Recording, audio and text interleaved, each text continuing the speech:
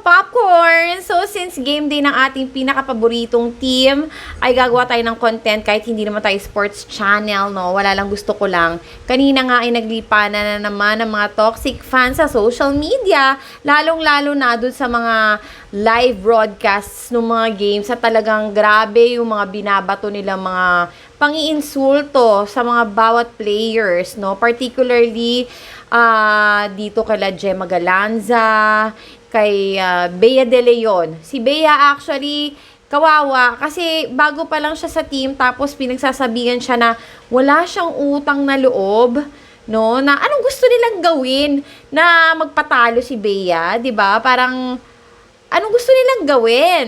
Porket lumipat ng rival na team, gusto nila magpatalo, ganon. Ang weird na mga gusto ng mga fan eh. So, hindi ako toxic fan, pero bahala na kayo kung may masasabi kayo hindi maganda sa akin dahil ang team ko talaga, ever since na mahook ako sa volleyball, is Creamline. Talagang sobrang loyal ko talaga sa kanila, promise. So, grabe ang intense talaga nung game kanina. As in, aminin na natin na talagang halata na nahirapan din ang Creamline dahil sobrang palaban na ngayon. Ang CMFT, imagine nakabalik sila sa podium nitong last year. Tapos, ngayon, eto na naman, kalaban na naman nila ang CCS. Grabe talaga yung in-step up nila, especially, nandyan na si Tubino. Nakita naman natin kung gaano ka-fighter din itong si Royce Tubino.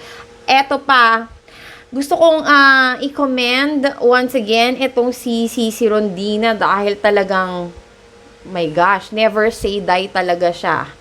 Talagang eto, mula UST pa lang, talagang never say die na ito. At may balita nga na si Sisi daw mismo ang ayaw magpasub. So, ayaw niya talaga na nilalabas siya ng court. So, talagang gusto niya talagang lumaban. Gusto niyang mag-champion. Everyone in that team ay gustong mag-champion. Sino ba naman ang gustong matalo, 'di ba? Syempre. Ang sa akin kasi, bash if you want, bash all you want. 'Di ba? Pero kasi marami na rin talaga napatunayan. Ngayon, sabi ko nga, kung hindi man sila magcha-champion, okay na din. Kasi ang dami na din nilang napatunayan and siguro okay din kung sa ibang team naman mapunta, 'di ba? Kasi ang dami nagsasabi diyan na nakakasawa daw na CCS, pero as much as possible, syempre, favorite team ko, gusto ko mag-champion. Gusto ko pa rin sila mag-champion, pero bilog nga kasi ang bola. So, hindi natin malalaman kung sino talaga ang papalarin.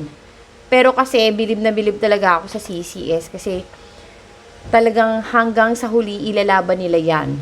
No?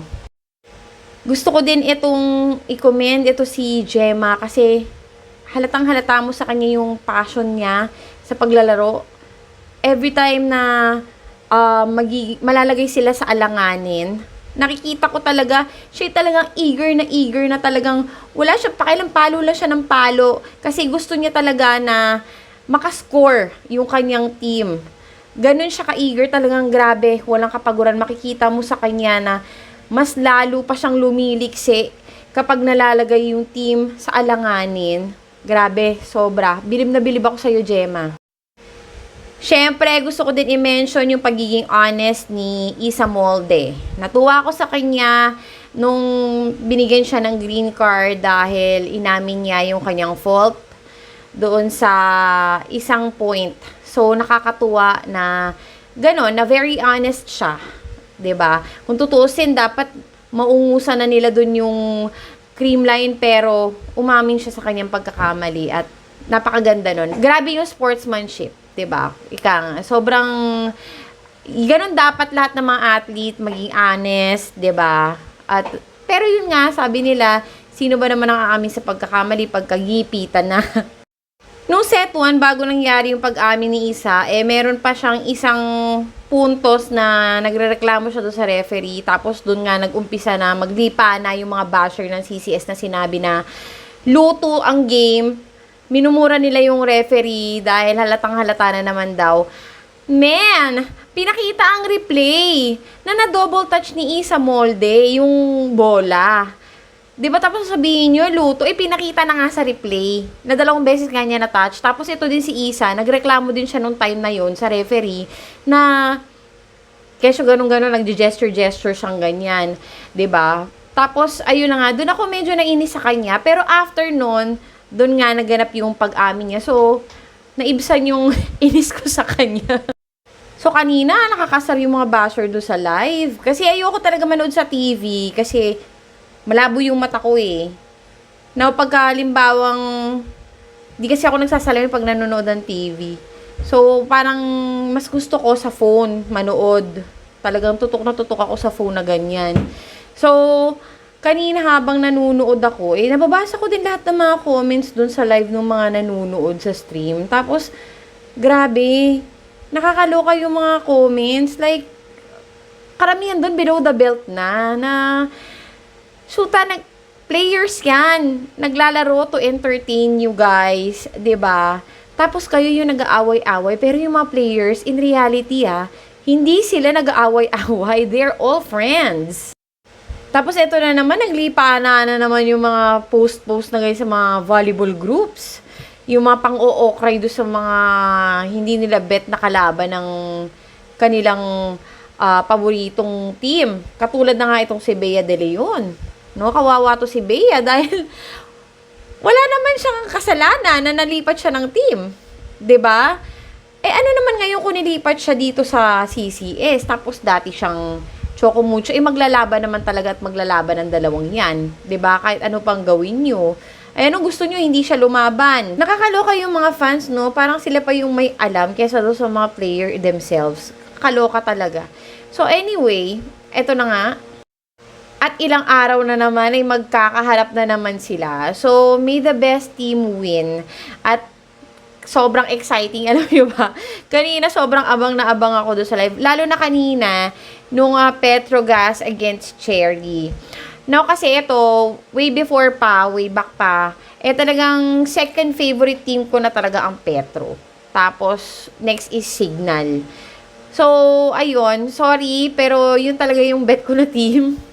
Pero syempre, nung naglaban yung Petrogas at saka itong CCS, kinabahan talaga ako ng malala dahil nga magaling din. Sobrang mahusay itong Petrogas. Naalala nyo ba nung reinforced conference nung meron silang import? Sila yung nag-champion. 'Di ba? Ilang conferences lang yung nakaraan nito. Talagang na-heartbroken ako nung time na yun na hindi nanalo ang CCS ko. Pero gayon pa man, nabet ko rin kasi yung kanilang import kasi sobrang ganda, tsaka sobrang galing. Kung naalala niyo yun, si Lindsey Van der Weyde, no? Siya talaga yung pinaka-favorite kong import sa lahat. Tapos pangalawa si Odina. Medyo hindi ko kasi bet yung import nung CCS noong time na yun kasi parang mas magagaling pa sila kaysa doon sa import nila. Wala lang, yun lang yung judgment ko kasi yun yung judgment ko eh. So, it doesn't matter kung fan ka ng CCS or fan ka ng CMFT. Bala na kayo dyan sa mga bashing nyo. Ipagdasal na lang natin yung ating favorite team at supportahan na lang natin sila sa mga susunod pang games. I'll see you on my next vlog. Ta-ta!